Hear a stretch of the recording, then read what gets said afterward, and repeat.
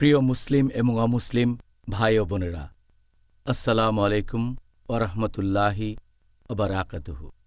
আমাদের স্রষ্টা আল্লাহ তাআলার দয়া, শান্তি ও রহমত আপনাদের সবার উপরে বর্ষিত হোক।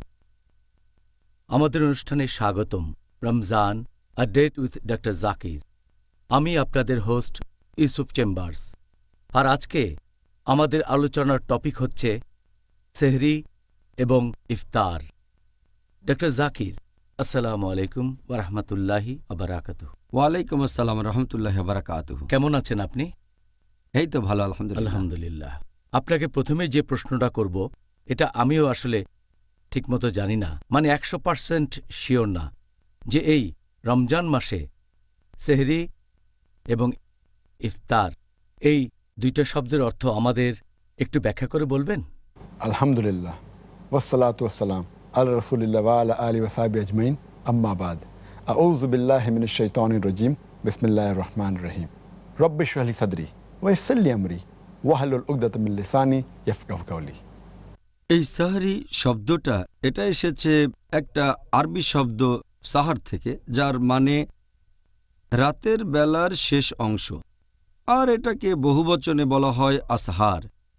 এখন সাহারি শব্দটা দিয়ে বোঝানো হয়েছে সেই খাবারকে যেটা শেষ রাতের দিকে খাওয়া হয়।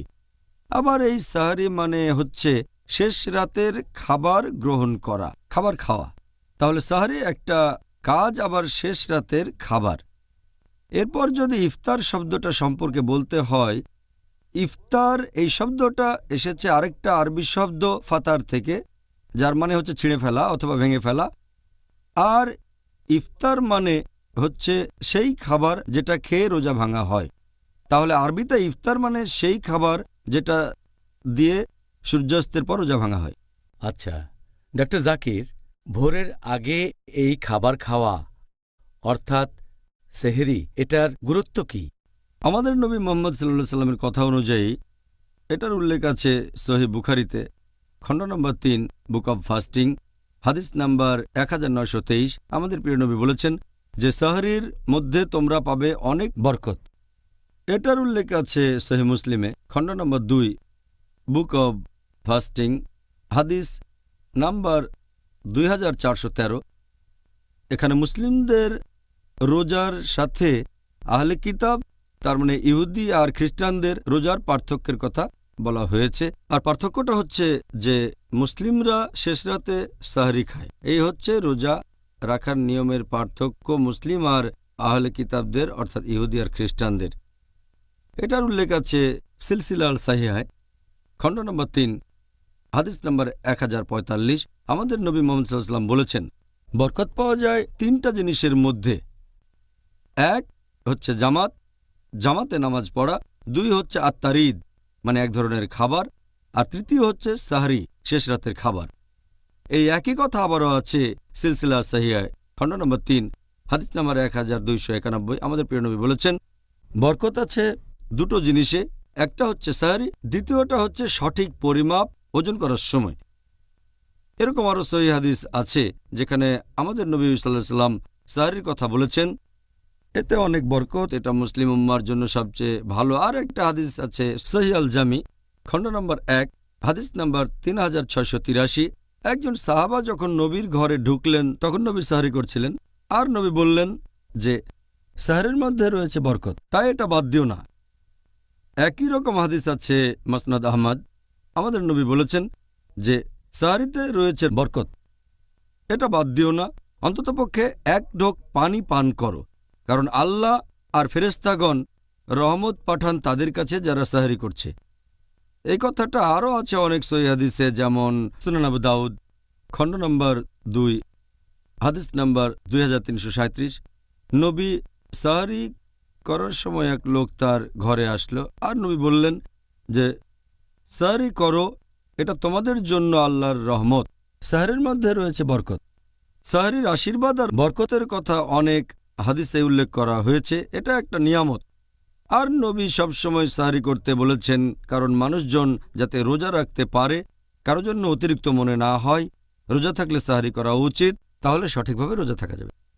আচ্ছা, এই উত্তরের জন্য অনেক ধন্যবাদ ডক্টর জাকির। এবারে ছোট্ট একটা প্রশ্ন অথবা ধারণাটা পরিষ্কার করা। এখানে আমি সেহরি করার ইতিহাসটা কোরআনে যেটা আছে সে সম্পর্কে কিছুটা জানতে চাই। পবিত্র কোরআন নিয়মটা ঠিক করে দেওয়ার আগে সেহরি কিভাবে করা হতো, আর সাহাবাগণ মানে নবী মুহাম্মদ সাল্লাল্লাহু আলাইহি সাল্লামের সহচরগণ কিভাবে রোজাটা শুরু করতেন? পবিত্র কোরআন সাহরি আর অন্যান্য বিষয়ে বিস্তারিত করে বলার আগে নবীর সময়ে যে সাহাবীগণ ছিলেন, সূরা বাকারা অধ্যায় 2 আয়াত 187 নাজিল হওয়ার আগে, তারা সেই কাজগুলো করতেন যেগুলো তাদের আগে করেছে আহলে কিতাবীরা মানে ইহুদি খ্রিস্টান। এটা বিভিন্ন রেকর্ড থেকে জানতে পারবেন, যেমন বিভিন্ন হাদিস। আর সেই সময়ে ওই সকল লোক ইফতার করতেন সূর্যাস্তের ঠিক পরপরই। যদি একবার কেউ ঘুমিয়ে পড়তেন তাহলে আর খেতে পারতেন না, পরের দিনটাও রোজা থাকতে হতো না খেয়ে। আবার খেতে পারতেন পরের দিন সূর্যাস্তের পরে। প্রথম দিকে মুসলিমরা এই নিয়ম মেনে চলত। আর একটা হাদিস, এটার উল্লেখ আছে সহিহ বুখারীতে, বুক অব ফাস্টিং, হাদিস নাম্বার 1915। এখানে বলা হয়েছে একজন সাহাবার কথা যার নাম কায়েস ইবনে সিরমার আল আনসারি। একদিন তিনি ইফতারের সময় নিজের বাসায় আসলেন আর অনেক পরিশ্রম করার পরে তার স্ত্রীকে বললেন, আমার ক্ষুধা লেগেছে, ইফতার করার জন্য কোনো খানা দাও। স্ত্রী বললেন, বাসায় কোনো খাবার নেই, আমি বাইরে থেকে নিয়ে আসছি। স্ত্রী যখন খাবার আনতে বাইরে চলে গেলেন, তখন এই সাহাবা কায়েস রাদিয়াল্লাহু আনহু খুব ক্লান্ত ছিলেন। তার স্ত্রী ফিরে আসার আগেই তিনি তন্দ্রায় আচ্ছন্ন হয়ে ঘুমিয়ে পড়লেন। স্ত্রী খাবার নিয়ে বাসায় এসে দেখলেন তার স্বামী ঘুমিয়ে পড়েছেন। স্ত্রী বললেন, ও এটা কি হলো, সে তো আর খেতে পারবে না। কায়েস ঘুম থেকে উঠলেন, পরের দিন কোনো খাবার খেতে পারলেন না, আর তিনি রোজাটা থাকলেন পরের দিনও। বিকেলের দিকে তিনি অসুস্থ হয়ে পড়লেন। সবাই নবীকে ব্যাপারটা জানালো যে এরকম ঘটনা ঘটেছে। আর এরপরে পবিত্র কোরআনের সূরা বাকারা অধ্যায় নম্বর 2 আয়াত 187 নাজিল করা হলো যে রাতে স্ত্রী সহবাস করবে এবং পানাহার করবে যতক্ষণ না রাতের কালো রেখা থেকে সকালের শুভ্র রেখা স্পষ্ট দেখা যায়। তখন থেকে এই নিয়ম চালু হলো। তার মানে সারা রাত আপনি খেতে পারবেন। আয়াতটা আরও বলছে যে তোমরা রোজা থাকবে রাত হওয়া পর্যন্ত, মানে সূর্যাস্ত পর্যন্ত। তাহলে এই আয়াতটা নাজিল হওয়ার আগে রোজার নিয়মকানুন একটু আলাদা ছিল। তারা খাওয়া দাওয়া করতে পারতেন শুধু সূর্যাস্তের পরে, আর একবার ঘুমিয়ে পড়লে আর খেতে পারতেন না। তারপর সূরা বাকারা অধ্যায় 2 আয়াত 187 নাজিল হলো। আমরা এখন সেই নিয়মই মেনে চলি। এটা শুনে ভালো লাগলো যে আমাদের ভোররাতে খাবারের অনুমতি আছে, তা না হলে অনেকেরই বেশ সমস্যা হয়ে যেত। এটা আসলে আল্লাহ সুবহানাহু ওয়া তাআলার দয়া। ডক্টর জাকির একটু আগে কোরআনের একটা আয়াত বললেন, এটা কি আরেকটু বিস্তারিত ব্যাখ্যা করবেন? যে পানাহার করবে যতক্ষণ না রাতের কালো রেখা থেকে সকালের শুভ্র রেখা পরিষ্কার দেখা যায়। এই আয়াতটা যখন নাজিল হলো, তার মানে সূরা বাকারা অধ্যায় নম্বর 2 আয়াত নম্বর 187 বলা হয়েছে, তোমরা পানাহার করো যতক্ষণ না রাতের কালো রেখা সকালের শুভ্র থেকে স্পষ্ট হয়। যখন এই আয়াতটা নাজিল হলো, সাহাবীগণও সেটার মানে বুঝতে পারলেন। আর এটার উল্লেখ আছে সহিহ বুখারীতে খণ্ড নম্বর 6 হাদিস নাম্বার 4509 যে একজন সাহাবা যখনই আয়াতটা শুনলেন তিনি দুটো চুল নিলেন, একটা কালো একটা সাদা, এগুলো রাখলেন বালিশের নিচে।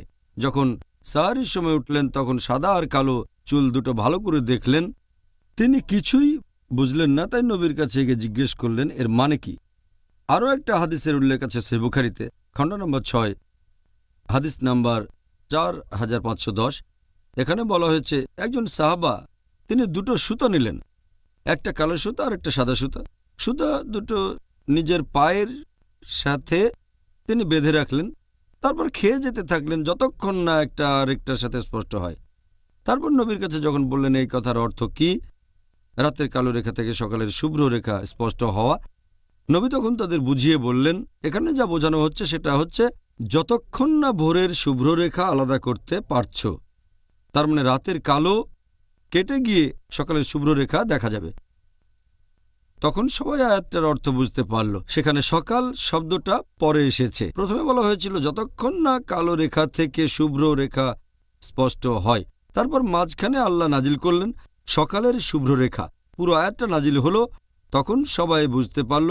আর আমাদের নবী মুহাম্মদ সাল্লাল্লাহু আলাইহি ওয়াসাল্লাম ফজরের অর্থ ব্যাখ্যা করে বললেন, তিনি বলেছেন যে প্রথম ফজর যেটাকে বলা হয় নকল ফজর। এ সময় আপনি খাড়া হয়ে থাকা কিছু সাদা আলোর রেখা দেখতে পাবেন, যেটার সাথে শেয়ালের লেজের অনেক মিল আছে। তবে এটাকে বলা হয় নকল ফজর। আর দ্বিতীয় ফজর, সেটাই আসল ফজর, যখন লালচে আলো আড়াআড়িভাবে আকাশে ছড়িয়ে পড়ে। এটা আপনারা দেখবেন পাহাড়ে, তারপর দেখবেন বাড়ির উপরে, তারপর রাস্তায়। এটাই হচ্ছে আসল ফজর। এই সময়ে ভোর হচ্ছে আর আমরা খাওয়া দাওয়া বন্ধ করব সেই সময়। এই ব্যাপারটা আমাদের নবী সাল্লাল্লাহু আলাইহি ওয়াসাল্লামের হাদিসে পরিষ্কার বলা হয়েছে, উল্লেখ আছে আল বাইহাকিতে, হাদিস নাম্বার 8003।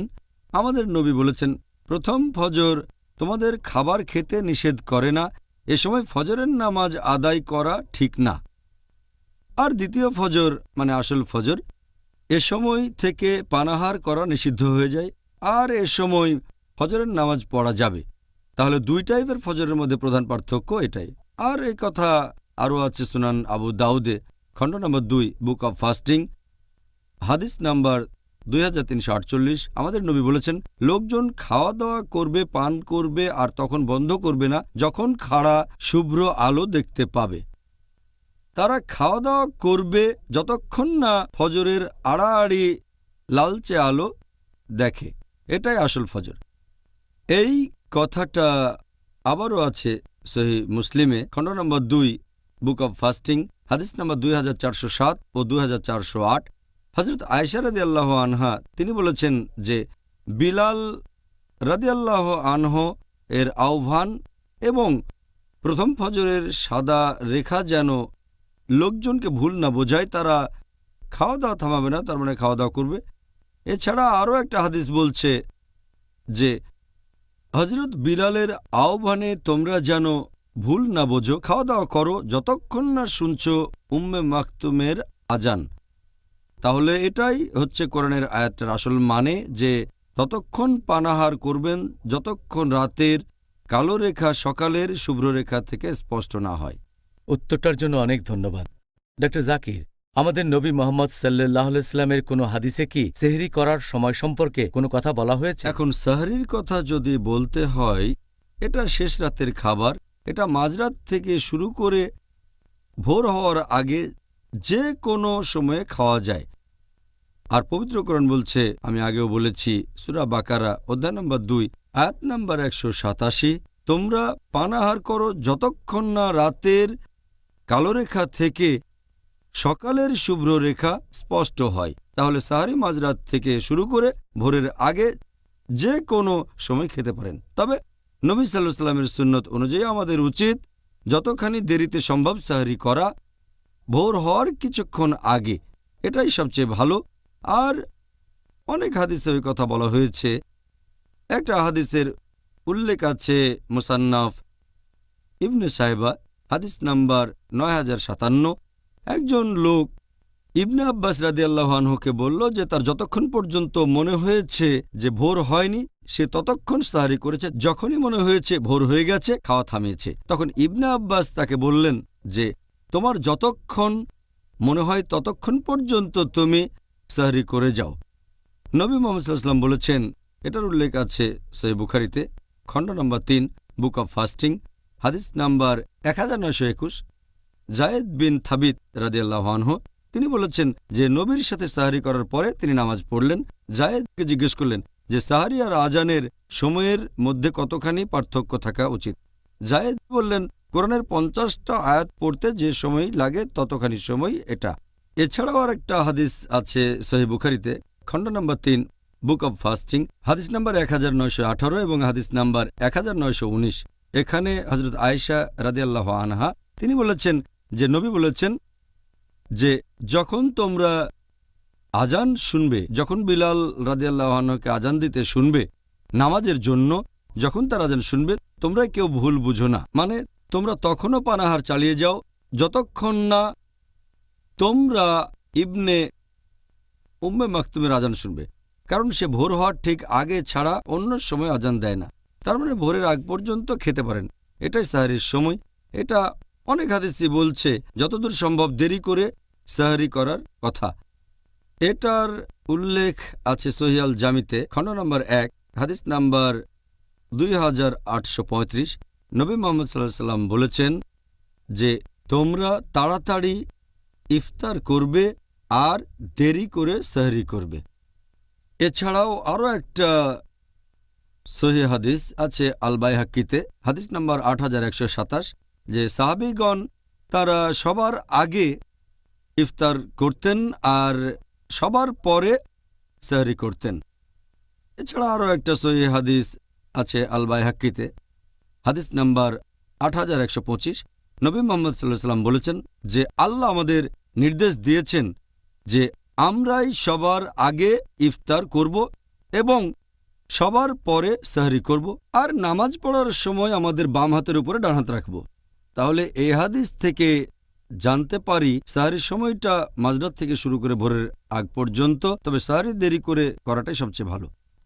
ডক্টর জাকির, আমরা কি তখনও খাওয়া দাওয়া করতে পারবো, পানাহার করতে পারবো? যখন শুনব যে মুয়াজ্জিন ফজরের আজান দেয়া শুরু করেছেন, তখন কি খাওয়ার অনুমতি আছে? কিছু মুসলিম, আমি জানি না এটা ঠিক না ভুল, তবে কিছু মুসলিম মনে করে যে ফজরের আজান শুরু হয়ে গেলেও আমরা সেহরির খাওয়া দাওয়া চালিয়ে যেতে পারি। আমি জানি যে কিছু মুসলিম আছে যারা মনে করে ফজরের আজান শেষ হওয়া পর্যন্ত খাওয়া দাওয়া করা যেতে পারে, আর অনেকে আছে যারা সেহরির সময় অনেকগুলো মসজিদের আজান শুনতে পায় তাদের বাসা থেকে। তারা একেবারে শেষ আজানের শেষ পর্যন্ত অপেক্ষা করে। যদি ৫-৬টা আজান শোনে, তারা শেষ আজান শেষ হওয়া পর্যন্ত তাদের খাওয়া দাওয়া চালিয়ে যায়। সত্যি বলতে আমাদের নবীর কোনো হাদিসই এমন কথা বলছে না, কোনো হাদিসই না। আর যদি কেউ ধর্মের ভেতরে নতুন কিছু আনে, সেটা বাতিল করে দিতে হবে। এই হাদিসের উল্লেখ আছে সহিহ বুখারীতে, খণ্ড নম্বর ৩, হাদিস নাম্বার 2697। যদি কেউ দিনের ভেতরে নতুন কিছু আনে, সেটা বাতিল করতে হবে। আর পবিত্র কোরআনে স্পষ্ট বলছে সূরা বাকারা অধ্যায় নম্বর 2, আয়াত নম্বর 187, যে তোমরা পানাহার করো যতক্ষণ সকালের শুভ্র রেখা রাতের কালো রেখা থেকে স্পষ্ট না হয়। তার মানে যখনই ভোর হবে, যখনই আপনি আজান শুনতে পাবেন, খাওয়া বন্ধ করবেন। আর সহিহ বুখারীর আরেকটা হাদিস আগে বলেছি, খণ্ড নম্বর 3, বুক অব ফাস্টিং, হাদিস নম্বর 1918 এবং 1919। এখানে আয়েশা রাদিয়াল্লাহু আনহা বলেছেন, যখন তোমরা বিলাল রাদিয়াল্লাহু আনহুর আজান শুনবে, পানাহার চালিয়ে যাও যতক্ষণ না তোমরা ইবনে মাকতুমের আজান শুনতে পাও, কারণ তিনি যখন আজান দেবেন সেটাই ফজরের ওয়াক্ত, যে ভোর হয়ে গেছে। তার মানে ফজরের আজান শুনলেই খাওয়া বন্ধ করবেন, আজান শুনলেই সাহারি বন্ধ করবেন। তবে আমাদের নবী মুহাম্মদ সাল্লাল্লাহু আলাইহি ওয়াসাল্লাম কিছুটা ছাড় দিয়েছেন। এই সহিহ হাদিসটার উল্লেখ করা হয়েছে সুনান আবু দাউদ, খণ্ড নম্বর 2, বুক অব ফাস্টিং, হাদিস নাম্বার 2343। আমাদের প্রিয় নবী বলেছেন, যখন তোমরা আজান শুনবে তখন যদি পানির পাত্র তোমার হাতে থাকে, তাহলে সেটুকু পান করার অনুমতি দেওয়া হলো। তাহলে নবী সাল্লাল্লাহু আলাইহি সাল্লাম আমাদের একটা ছাড় দিয়েছেন যে আজানের সময় খাবার বা পানীয় থাকলে হাতে, তোমরা সেটা খেয়ে নিতে পারো। তার মানে এই না যে আপনার হাতে একটা বড় স্যান্ডউইচ আছে, সেটা খেয়ে ফেললেন। যদি আপনার হাতে সেই স্যান্ডউইচের সামান্য কিছু অংশ থাকে, সেটা খেয়ে ফেললেন, সমস্যা নেই। অথবা গ্লাসে করে পানি খাচ্ছেন, সামান্য কিছু বাকি আছে, সেটা খেয়ে ফেলতে পারেন। তার মানে এই না যে আজান শোনার পর হাত ধুলেন, তারপর আরেক গ্লাস পানি খেলেন, তারপর খাওয়া শুরু করলেন একটা বড় বার্গার অথবা বড় একটা স্যান্ডউইচ নিয়ে আস্তে আস্তে পুরোটাই খেয়ে ফেললেন। এটা একটা ভুল ধারণা যে আজানের পরেও খাওয়া দাওয়া করতে পারবেন, কোনো হাদিসে কথা বলছে না। আপনি সাহারি করবেন শেষ রাতে ফজরের ওয়াক্তের একটু আগে, যখনই ভোর হয়ে যাবে ফজর আজান দেবে, আর আপনি সে আজান শুনলেই খাওয়া বন্ধ করবেন। ডক্টর জাকির, রোজা ভাঙার জন্য সবচেয়ে ভালো আর সবচেয়ে উপযুক্ত সময় কোনটা? রোজা ভাঙার সবচেয়ে ভালো সময় হচ্ছে ঠিক যে মুহূর্তে সন্ধ্যা শুরু হয়। পবিত্র কোরআন বলছে সূরা বাকারা অধ্যায় 2, আয়াত 187, তোমরা পানাহার করো যতক্ষণ না সকালের শুভ্র রেখা রাতের কালো রেখা থেকে স্পষ্ট হয়, তারপর রোজা থাকো রাত না হওয়া পর্যন্ত। যখনই আপনি দেখবেন সূর্য ডুবে গেছে, সেটাই রোজা ভাঙার জন্য সবচেয়ে ভালো সময়। আর নবী মুহাম্মদ সাল্লাল্লাহু আলাইহি সাল্লামের একটা হাদিস, এটা আছে সহিহ বুখারীতে, খণ্ড নম্বর 3, বুক অব ফাস্টিং, হাদিস নাম্বার 1954। আমাদের নবী বলেছেন, যখন তোমরা দেখবে যে রাত হয়ে গেছে এবং দিন শেষ হয়ে গেছে, আর যখন সূর্য ডুবে যাবে, তখন তোমরা রোজা ভাঙবে। আরেকটা হাদিসের বর্ণনা দিয়েছেন আবু সাঈদ রাদিয়াল্লাহু আনহু, আছে সহিহ বুখারীতে, খণ্ড নম্বর 3, বুক অব ফাস্টিং, অধ্যায় নাম্বার ৪৫। তিনি বলেছেন, যখনই আমরা দেখতাম সূর্য ডুবে গেছে ঠিক তখনই রোজা ভেঙে ফেলতাম। আর আমাদের প্রিয় নবী মুহাম্মদ সাল্লাল্লাহু আলাইহি ওয়াসাল্লাম, হাদিসটা আমি আগেও বলেছি, এটা আছে সহিহ জামিতে, খণ্ড নম্বর ১, হাদিস নাম্বার 2835। আমাদের নবী বলেছেন যে তোমরা তাড়াতাড়ি ইফতার করবে এবং দেরি করে সেহরি করবে। এছাড়াও আরেকটা সহিহ হাদিস আছে আল বাইহাকিতে, হাদিস নাম্বার 8127, যে সাহাবীগণ নবী সাল্লাল্লাহু আলাইহি ওয়াসাল্লামের সহচরগণ তারাই সবার আগে রোজা ভাঙতেন এবং তারা সবার পরে সেহরি করতেন। এছাড়াও আরও একটা হাদিস আছে আল বাইহাকিতে, হাদিস নাম্বার 8125। নবী মুহাম্মদ সাল্লাল্লাহু আলাইহি ওয়াসাল্লাম বলেছেন যে আমাদের নবীদের আদেশ দেওয়া হয়েছে যে আমরা সবার আগে রোজা ভাঙব, সবার শেষে আমরা সেহরি করব, আর নামাজের সময় আমরা বাম হাতের উপরে ডান হাত রাখব। এরকম আরও হাদিস আছে যেখানে নির্দেশ দেওয়া হয়েছে যে আমরা তাড়াতাড়ি করে রোজা ভাঙব। এটার উল্লেখ আছে সহিহ বুখারীতে, খণ্ড নম্বর ৩, বুক অব ফাস্টিং, হাদিস নাম্বার 1957। আমাদের প্রিয় নবী বলেছেন যে আমার উম্মতেরা ততদিন পর্যন্ত সঠিক পথে থাকবে যতদিন তারা তাড়াতাড়ি করে তাদের রোজা ভাঙবে। এছাড়াও আরেকটা হাদিস আছে সহিহ ইবনে হিব্বানে, খণ্ড নম্বর ৮, হাদিস নাম্বার 3510। আমাদের প্রিয় নবী মুহাম্মদ সাল্লাল্লাহু আলাইহি ওয়াসাল্লাম বলেছেন, আমার উম্মতেরা ততদিন সুন্নতের পথে থাকবে যতদিন রোজা ভাঙার জন্য, রাতের তারা দেখার জন্য তারা অপেক্ষা করবে না। আমাদের নবী মুহাম্মদ সাল্লাল্লাহু আলাইহি ওয়াসাল্লাম আরও বলেছেন, এটার উল্লেখ আছে সহিহ ইবনে হিব্বানে, হাদিস নাম্বার 3509। আমাদের নবী বলেছেন যে আমার দিন ততদিন থাকবে যতদিন আমার উম্মতেরা তাড়াতাড়ি করে রোজা ভেঙে ফেলবে, ইহুদি বা খ্রিস্টানদের মতো দেরি করে রোজা ভাঙবে না। তাহলে এই সহিহ হাদিসগুলো দেখে আমরা বুঝতে পারছি যে আমরা রোজা ভাঙব যত তাড়াতাড়ি সম্ভব, এটাই সবচেয়ে ভালো, সূর্য ডোবার ঠিক পরপরই। ডক্টর জাকির, আমরা এটা অনেকেই জানি যে কিছু মুসলিম আছে যারা দেরি করে রোজা ভাঙে, মাগরিবের নামাজেও দেরি করে। এর কারণ হিসেবে তারা বলে সূর্য তো পুরোপুরি ডুবে যায়নি, আর তাদের মতে দেরি করলে তারা সেফ সাইডে থাকছে। তাদের এই যুক্তিটা কি ঠিক? এরকম অনেক মুসলিমই আছে যারা সেফ সাইডে থাকতে চায়, সেজন্য একটু দেরি করে রোজা ভাঙে। সূর্য ডুবে যাওয়ার সময় তারা বলে যে আরও ৩-৪ মিনিট অপেক্ষা করি, কারণ তারা সাবধান থাকতে চায়। আর নবী সাল্লাল্লাহু আলাইহি ওয়াসাল্লামের একটা হাদিস, এটা আছে সহিহ আল তারগিবে, হাদিস নাম্বার ৯৯১। নবী তার দেখা একটা স্বপ্ন নিয়ে কথা বলছেন। স্বপ্ন দেখেছিলেন যে তিনি উপরে যাচ্ছেন, তখন তিনি অনেক মানুষের চিৎকার শুনতে পেলেন আর প্রশ্ন করলেন, এই লোকগুলো কারা? এই মানুষগুলো দোজখে আছে। তারপর তিনি আরেক জায়গায় গিয়ে দেখলেন যে কিছু লোককে উল্টো করে ঝুলানো হয়েছে আর তাদের মুখের চারপাশে বেশ কিছু ক্ষত, সেখান থেকে রক্ত ঝরছে। তিনি জিজ্ঞেস করলেন, এই লোকগুলো কারা? উত্তরে এলো, এরা হচ্ছে তারা যারা সময়ের আগেই রোজা ভেঙে ফেলেছিল। যেহেতু এই হাদিস বলছে যারা আগে রোজা ভাঙবে তাদের উল্টো করে ঝোলানো হবে, তাদের মুখ কেটে ফেলা হবে, সেখান থেকে রক্ত ঝরবে, সেজন্য কিছু লোক বেশি সাবধান হয়ে যেটা করে বাড়তি ৩-৪ মিনিট অপেক্ষা করে। এটা সুন্নতের বিরুদ্ধে। রোজা আগে ভাঙা ঠিক না, দেরি করে ভাঙাটাও ঠিক না। কারণ এটা আমি আগেও বলেছি যে পবিত্র কোরআন পরিষ্কার বলছে, সূরা বাকারা অধ্যায় ২ আয়াত ১৮৭, যে তোমরা রোজা রাখো রাত না হওয়া পর্যন্ত। এছাড়াও আগের প্রশ্নের উত্তরে এটা বলেছি। এই হাদিসটা আছে সহিহ বুখারীতে, খণ্ড নাম্বার ৩, বুক অব ফাস্টিং, হাদিস নাম্বার ১৯৫৪।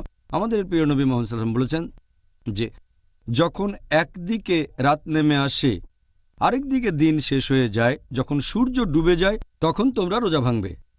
এরকম আরও হাদিস আছে, তার কিছু আগেও বলেছি, যেমন সহিহ বুখারী, খণ্ড নম্বর ৩, বুক অব ফাস্টিং, হাদিস নাম্বার 1957। আমাদের প্রিয় নবী বলেছেন যে আমার উম্মতরা ততদিন সঠিক পথে থাকবে যতদিন তারা তাড়াতাড়ি করে তাদের রোজা ভাঙবে। এটার উল্লেখ আছে সহিহ ইবনে হিব্বানে, খণ্ড নম্বর ৮, হাদিস নাম্বার 3510।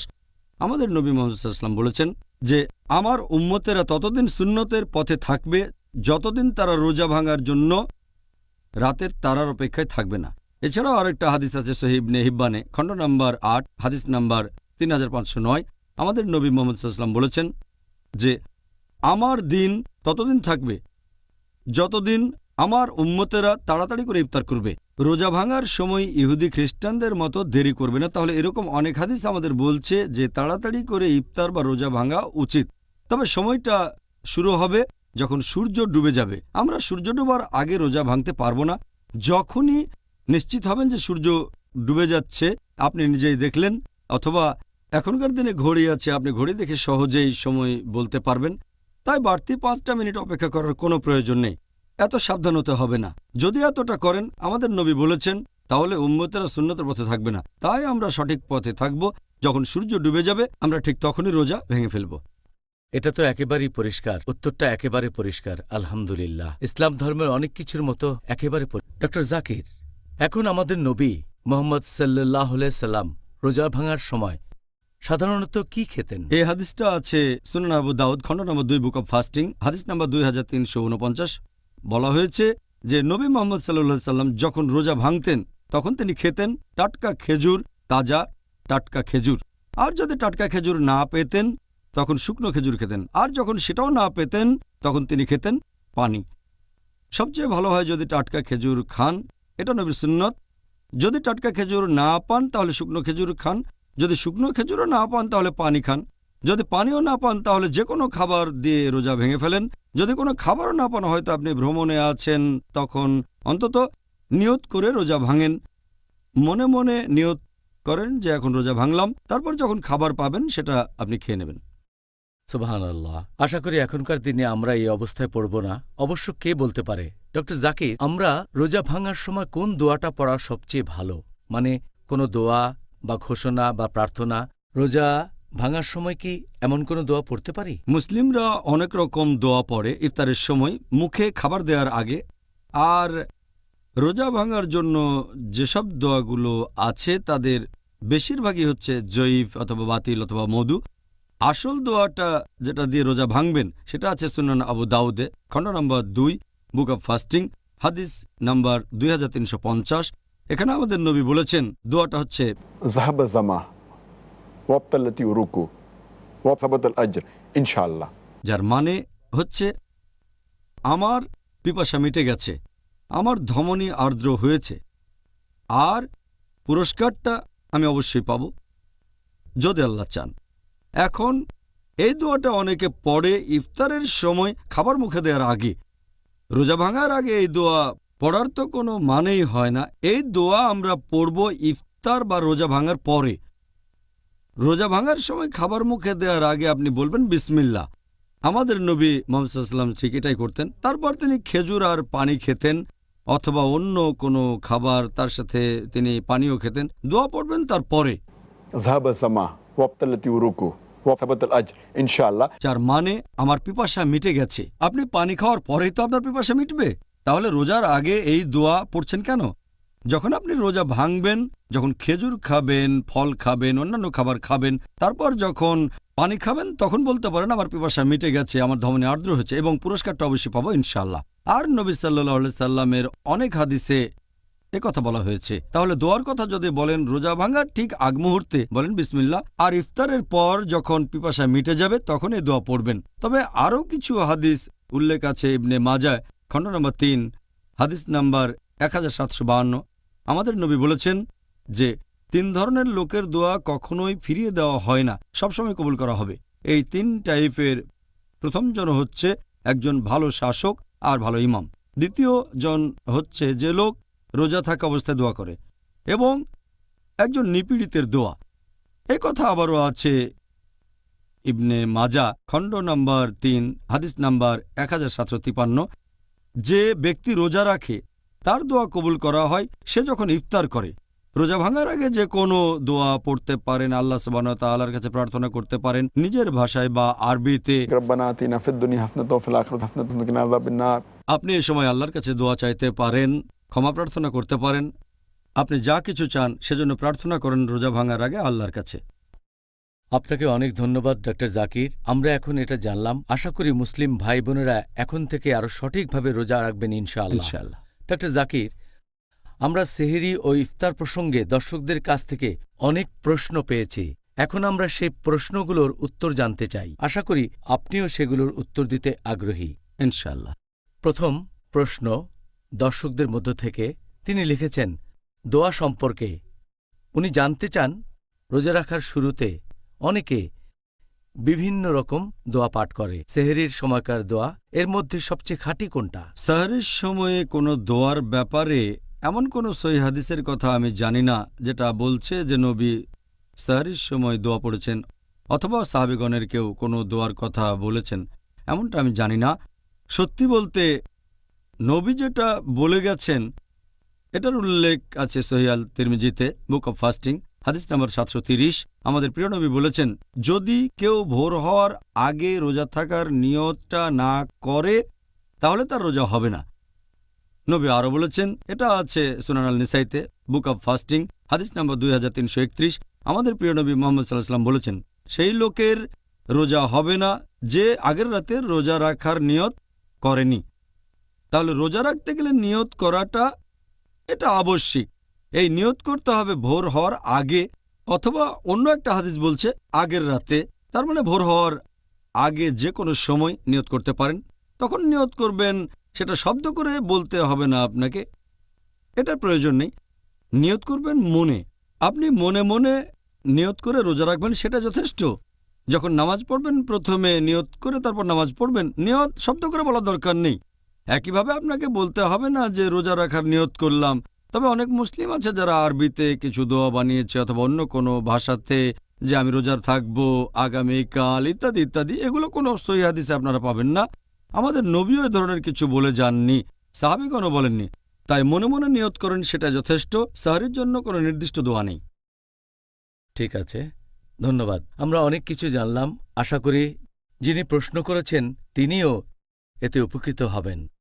এবারে দর্শকদের মধ্যে থেকে আরেকটা প্রশ্ন। কেউ যদি সেহরির সময় ওঠার নিয়ত করে, কিন্তু দুর্ভাগ্যজনকভাবে সে যদি সেহরির সময় উঠতে না পারে, তারপরে কি তার রোজাটা কবুল করা হবে? যদি কোনো মানুষ ঘুমানোর আগে পরের দিনে রোজা রাখার নিয়ত করে, তারপর সাহরি করার আগে সে ঘুমিয়ে পড়ল, কিন্তু সাহরির সময় ঘুম থেকে উঠতে পারল না ইত্যাদি ইত্যাদি। সাহরি করা ফরজ নয়, এটা হচ্ছে সুন্নত। আমাদের প্রিয় নবী বলেছেন, সহিহ বুখারী খণ্ড নম্বর 3, বুক অব ফাস্টিং, হাদিস নাম্বার 1923। নবী বলেছেন যে সাহরির মধ্যে রয়েছে আশীর্বাদ। এটা আমাদের নবীর সুন্নত। কিন্তু যদি কেউ ঘুমিয়ে পড়ে, সাহরি করাটা তো ফরজ না, যেহেতু সে আগের রাতেই নিয়ত করেছে সে পরের দিন রোজা রাখবে, তার রোজাটা ইনশাল্লাহ কবুল হবে। জাযাকাল্লাহ খায়ের। ডক্টর জাকির, পরের প্রশ্ন। এক দর্শক জানতে চাচ্ছেন যে নবী মোহাম্মদ সাল্লাল্লাহু আলাইহি সাল্লাম কি সেহরির খাবার হিসেবে বিশেষ কোনো কিছুর সুপারিশ করেছেন? এই সহিহ হাদিসটার উল্লেখ করা হয়েছে সুনান আবু দাউদে, খণ্ড নম্বর 2, বুক অব ফাস্টিং, হাদিস নাম্বার 2338। আমাদের প্রিয় নবী বলেছেন, মুমিনদের সাহরির জন্য সবচেয়ে ভালো হচ্ছে খেজুর। শেষ রাতের খাওয়ার জন্য সাহরির সময় সবচেয়ে ভালো হচ্ছে খেজুর। আমাদের নবী আরও বলেছেন, এটা হচ্ছে মুসনাদ আহমদে, হাদিস নাম্বার 11086। নবী বলেছেন, মাত্র এক ঢোক পানি হলেও তোমরা সাহরি করো। সবচেয়ে ভালো হচ্ছে খেজুর, এর সাথে অন্য খাবার। আর নবী পানীয় খেতেন, তাহলে সাহরির সময় আপনারা এগুলো খেতে পারেন। খেজুর ফলটার মধ্যে নিশ্চয় অনেক গুণ আছে। পরে একটা অনুষ্ঠানে আমরা শুধু এটা নিয়ে আলোচনা করব। ডক্টর জাকির, পরের প্রশ্ন। আমাদের প্রশ্নকারী লিখেছেন, একটা হাদিস আছে যেটা বলছে কেউ যদি ভুল করে কিছু খেয়ে ফেলে বা পান করে, তাহলে সেই খাবার আর পানীয় আল্লাহর তরফ থেকে। গত বছরের রমজান মাসে আমার স্বামী আমার কাছে এক গ্লাস পানি খেতে চাইল। তার খেয়াল ছিল না সে যে রোজা আছে। আমি তাকে এক গ্লাস পানি দিলাম, সে খেয়ে ফেলল। এখন আমার কি তাকে মনে করিয়ে দেওয়া উচিত ছিল যে সে রোজা আছে, নাকি ধরে নেব এটা আল্লাহর তরফ থেকে? এই প্রশ্ন করে ঠিকই বলেছেন যে নবী মুহাম্মদ সাল্লাল্লাহু আলাইহি সাল্লাম, এই হাদিসটা আছে সহিহ বুখারীতে, খণ্ড নম্বর 3, বুক অব ফাস্টিং, হাদিস নম্বর 1933। আমাদের নবী বলেছেন যে কেউ যদি অনিচ্ছাকৃতভাবে মনে না থাকার কারণে রোজা থাকা অবস্থায় কোনো কিছু খেয়ে ফেলে, সে রোজাটা সম্পূর্ণ করবে। সে যা খেয়েছে বা পান করেছে সে মনে করবে এটা আল্লাহ তাআলার তরফ থেকে। কেউ যদি অনিচ্ছাকৃতভাবে বা ভুল করে কিছু খেয়ে ফেলে তাহলে তার রোজা ভাঙবে না। তবে এখানে সেই লোকটা ভুলে গিয়েছিল তার স্ত্রী ভালো করেই জানত, স্ত্রীর সেখানে উচিত ছিল তার স্বামীকে মনে করিয়ে দেয়া। কারণ পবিত্রকরণ বলছে সূরা আলে ইমরান অধ্যায় নম্বর 3 আয়াত 110, তা'মুরুনা বিল মারুফি ওয়া তানহাউনা আনিল মুনকার। সৎ কাজে নির্দেশ দাও, অসৎ কাজে নিষেধ করো, আল্লাহকে বিশ্বাস করো। এখানে স্ত্রীর দায়িত্ব ছিল তার স্বামীকে মনে করিয়ে দেয়া যে সে রোজা আছে। কোরআন আরো বলছে যে তাউনুল বিররি ওয়াল তাকওয়া। সৎ কাজে একে অন্যকে সাহায্য করো, এটাও তো ভালো কাজ। তাহলে এটা ছিল সেই স্ত্রীর দায়িত্ব, কারণ সে জানত যে তার স্বামী রোজা আছে। যদি না জানতো তাহলে ব্যাপারটাকে ক্ষমা করা যেত, কিন্তু স্ত্রী জানতো যে স্বামী রোজা আছে, তারপরেও তাকে পানির গ্লাসটা দিয়েছে। আমার মতে কাজটা ঠিক করেনি, এটা একটা গুনাহ। তবে সেই স্বামীর কথা যদি বলতে হয়, সে রোজার কথা ভুলে গিয়ে পানি খেয়ে ফেলেছে, তার রোজা কবুল হবে, সে রোজা সম্পূর্ণ করবে, এই পানিটা আল্লাহর তরফ থেকে। তবে স্ত্রীর মনে করানো উচিত ছিল, এখানে ভুলটা স্ত্রীর, স্বামী কোনো ভুল করেনি।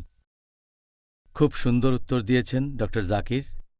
পরের প্রশ্ন, এর পরে আরও কয়েকটা দর্শকদের কাছ থেকে অনেক প্রশ্ন পেয়েছি। সুবহানাল্লাহ। আমরা সেই সব দেশে সেহরি এবং ইফতারের সময় কিভাবে বের করব যেখানে দিন এবং রাতের মধ্যে খুব একটা পার্থক্য নেই?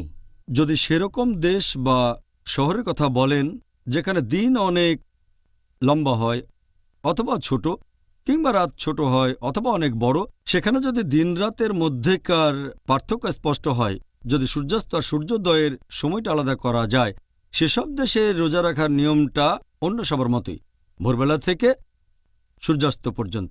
আর সূর্যাস্তের পর থেকে ভোরের আগ পর্যন্ত খাওয়া দাওয়া, স্ত্রী সহবাস করতে পারবে। কিন্তু যদি সেরকম দেশ বা শহরের কথা বলেন যেখানে দিন আর রাতের মধ্যে কোনো পার্থক্য নেই, জানতে পারছেন না যে কখন সূর্য উঠবে আর কখন ডুবে যাবে, সেখানে হয়তো অনেক সময় সূর্য ডোবেই না 24 ঘন্টার বেশি সময় ধরে, অথবা হয়তো কয়েকদিন ধরে সূর্য ওঠে না 24 ঘন্টার বেশি সময় ধরে, এই ধরনের ক্ষেত্রে তারা তাদের কাছাকাছি কোনো শহর বা দেশের নিয়ম মেনে চলবে যেখানে দিন আর রাতের মধ্যেকার স্পষ্ট পার্থক্য আছে। আচ্ছা, ব্যাপারটা আপনি পরিষ্কার করেই বললেন ডক্টর জাকির। পরের প্রশ্ন, 6 নম্বর প্রশ্ন। ধরেন একজন লোক রোজা রেখে ভ্রমণ করছে, অনেক দূরে যাচ্ছে প্লেনে করে, আর তার গন্তব্যের মাঝামাঝি জায়গাতে আছে। এখন সে কি সেহরির জায়গার সময় অনুযায়ী রোজা ভাঙবে, নাকি তার গন্তব্যের সময় অনুযায়ী? কারণ এই দুইটা জায়গার মধ্যে সময়ের পার্থক্য হয়তো কয়েক ঘন্টার। আমার ক্ষেত্রেও এই ব্যাপারটা হয়। রমজান মাসে আমি প্রায় বিভিন্ন দেশে ভ্রমণ করি প্লেনে করে, আর এই সমস্যাটাও বেশ কমন। মানুষজন আসলে এই ব্যাপারে ঠিকমতো নিয়মটা জানে না।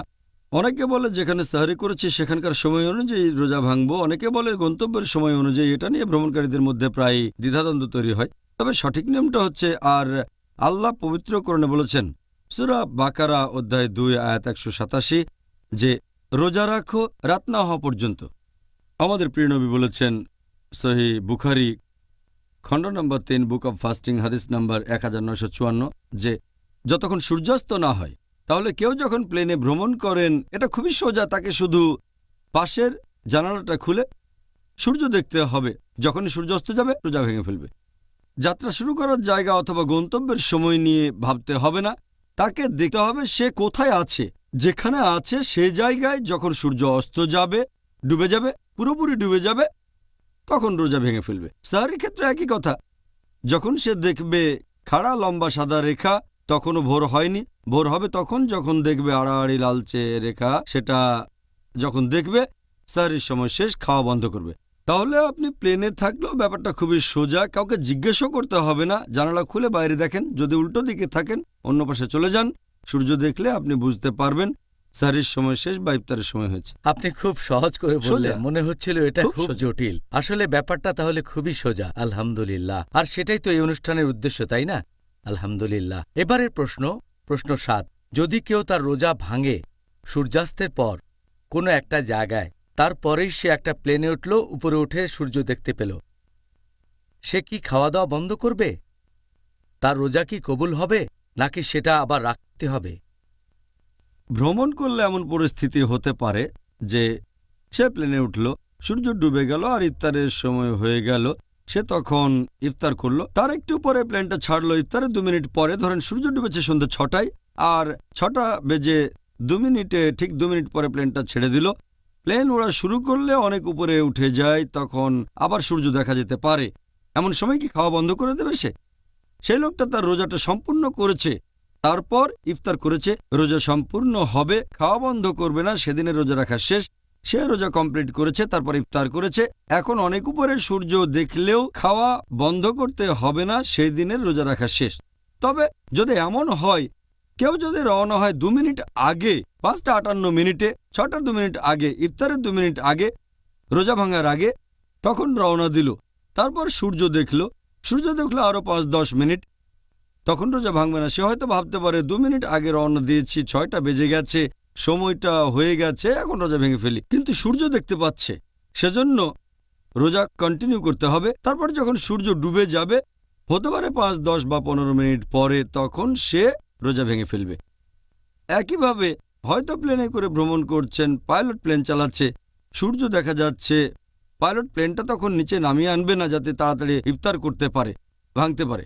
তবে যদি টেকনিক্যাল কোনো সমস্যা হয় তখন নিচে নেমে আসতে পারে, আর প্লেনে যারা আছে তাদের জন্য সূর্য ডুবে গেল, তখন রোজা ভেঙে ফেলতে পারে। জাজাকাল্লাহ খায়ের। ডক্টর জাকির, পরের প্রশ্ন। আমি 2টা মসজিদ থেকে 2টা আলাদা আজান শুনতে পাই, আর এই 2টা মসজিদে আজানের সময়টাতে কয়েক মিনিটের পার্থক্য আছে। আমি কখন রোজা ভাঙব? প্রথমটাতে নাকি দ্বিতীয় আজানে? রোজা ভাঙার কথা যদি বলতে হয়, মাগরিবের আজানের সময় 2টো আজান হচ্ছে। এখানে আপনাকে দেখতে হবে 2জন মুয়াজ্জিনের মধ্যে কে সঠিক সময়ে আজানটা দিচ্ছেন। সঠিক সময়টা হচ্ছে যখন সূর্য ডুবে যাবে। আমাদের নবী মুহাম্মদ সাল্লাল্লাহু আলাইহি ওয়াসাল্লাম বলেছেন, এটা আছে সহিহ বুখারীতে, খণ্ড নম্বর 3, বুক অব ফাস্টিং, হাদিস নম্বর 1954, যখন একদিক থেকে রাত নেমে আসবে, আরেক দিকে দিন শেষ হয়ে যাবে, আর সূর্য অস্ত যাবে, তখন তোমরা রোজা ভাঙো। তাহলে সবচেয়ে ভালো হয় এটা যাচাই করবেন যে 2জনের মধ্যে কে সঠিক সময়ে আজান দিচ্ছেন। এটা না পারলে যেটা করতে পারেন, এখন বিজ্ঞান প্রযুক্তি অনেক উন্নত, আমরা আগে থেকেই বলে দিতে পারি সূর্য কখন অস্ত যাবে। আপনার ঘড়ির সাথে সেটা মিলিয়ে দেখতে পারেন, 2টো আজান মিলিয়ে দেখতে পারেন কে সঠিক সময়ে আজানটা দিচ্ছেন। সঠিক সময়ের আজানেই আমরা রোজা ভাঙব। এটা বলা যাবে না যে প্রথম আজান শুনে আমরা রোজা ভেঙে ফেলব। সময়টা আলাদা হলে যাচাই করে দেখবেন তাদের মধ্যে কে সঠিক সময়ে আজান দিচ্ছেন, অথবা সবচেয়ে ভালো হয় আপনার ঘড়ির সাথে সময়টা মিলিয়ে নেন, সঠিক সময়টা আপনি দেখে নেন, তারপর সেই সময় অনুযায়ী রোজা ভাঙবেন। ইংল্যান্ডে এরকম সম্ভাবনা নেই, কারণ দুর্ভাগ্যজনকভাবে সেখানে মাইক দিয়ে আজান দেওয়া হয় না। আশা করি একদিন হবে। প্রশ্ন 9। একবার ইফতারের জন্য এক লোককে দাওয়াত করেছিলাম। তিনি বলেছিলেন ইসলাম ধর্মে খাওয়ার মধ্যে কথা বলতে নিরুৎসাহিত করা হয়েছে। এটা কি ঠিক? নবী মুহাম্মদ সাল্লাল্লাহু আলাইহি সাল্লামের এমন কোনো হাদিসের কথা আমি জানি না যেটা বলছে যে খাওয়া দাওয়ার সময় তোমরা কথা বলবে না। আর আল্লাহ কোরআনে বলেছেন, সূরা নিসা অধ্যায় 4 আয়াত 59, তোমাদের মধ্যে মতভেদ থাকলে আল্লাহ এবং রাসূলের নির্দেশে ফিরে যাও। কোরআনের কোনো আয়াত বলছে না যে খাওয়ার সময় কথা বলা যাবে না। নবী সাল্লাল্লাহু আলাইহি সাল্লামের কোনো হাদিসও বলছে না যে খাওয়ার সময় কথা বলা যাবে না। সত্যি বলতে হাদিস বলছে উল্টো কথা, নবী খাওয়ার সময় কথা বলেছেন। যেমন ধরেন সহিহ মুসলিমের একটা হাদিস, খণ্ড নম্বর 3, হাদিস নম্বর 5093, যে নবী সিরকা দিয়ে খাচ্ছিলেন, তখন বললেন সিরকা একটা ভালো খাবার, খাওয়ার সময়। আরেকটা হাদিস আছে, নবী বলেছেন যে তোমরা বাম হাত দিয়ে খাবে না, কারণ শয়তান বাম হাত দিয়ে খায়, এটাও খাওয়ার সময়ের কথা। আরেকটা হাদিস আছে সহিহ বুখারীতে, খণ্ড নম্বর 7, হাদিস নম্বর 5376, আমাদের নবী সাল্লাল্লাহু আলাইহি ওয়াসাল্লাম বলেছেন যে একটা ছেলে নবীর সাথে বসে খাচ্ছিল আর চারিদিকে হাত ঘোরাচ্ছিল। নবী বললেন, ডান হাত দিয়ে খাও আর তোমার কাছের খাবারটা খাও। খাওয়ার সময় কথা বলেছেন। তাহলে এই হাদিসগুলোই প্রমাণ করে খাওয়ার সময় কথা বলতে কোনো বাধা নেই। কোনো মতভেদ থাকলে আল্লাহ এবং রাসূলের নির্দেশ দেখেন, উত্তর পেয়ে যাবেন। একেবারে পরিষ্কার, ধন্যবাদ। শেষ প্রশ্ন। যদি কোনো লোকের উপার্জিত টাকা হারাম হয়ে থাকে, তার বাসায় ইফতারের দাওয়াত কি গ্রহণ করা যাবে? কোনো হাদিসই এমন কথা বলছে না যে অবৈধ পন্থায় যে উপার্জন করেছে তার বাসায় ইফতার করা যাবে না। সত্যি বলতে এমন কিছু হাদিস আছে যেগুলো বলেছেন যে নবী খাওয়া দাওয়া করেছিলেন ইহুদিদের বাসায়। সে সময় ইহুদিরা সুদের কারবারের সাথে জড়িত ছিল, আর সুদ হচ্ছে ইসলামে হারাম। তাই বিভিন্ন বিশেষজ্ঞগণ এরকম ফতোয়া দেন যে এমন কেউ যদি ইফতারের দাওয়াত দেয়, সেটা আপনার জন্য আশীর্বাদ, তার জন্য গুনাহ। অবৈধ পথে উপার্জন করেছে সে, এজন্য সেই দায়ী থাকবে, আপনার উপরে এর দায় পড়বে না। ডক্টর জাকির, আজকের অনুষ্ঠানের শেষ প্রশ্নটার উত্তর দেওয়ার জন্য আপনাকে ধন্যবাদ। আজকে অনুষ্ঠানের শেষ পর্যায়ে চলে এসেছি। আজকে আমাদের টপিক ছিল সেহরি এবং ইফতার। এখন ভাই ও বোনেরা, এখন আপনারা নিশ্চয়ই পবিত্র রমজান মাস সম্পর্কে অনেক কিছু জেনেছেন। আশা করি আপনারা এবারে রোজা শুরু আর শেষ করবেন একেবারে সঠিক উপায়ে। আমি আল্লাহর কাছে দোয়া করছি, তিনি যেন আমাদের শান্তি ও রহমত বর্ষণ করেন এই পবিত্র রমজান মাসে। আপনাদের সাথে আবারও দেখা হবে আগামীকাল একই সময়ে। আর সেদিন আমাদের আলোচনার টপিক হবে রোজা রাখার উদ্দেশ্য নিয়ে। আসসালামু আলাইকুম ওয়া রাহমাতুল্লাহি ওয়া বারাকাতুহু।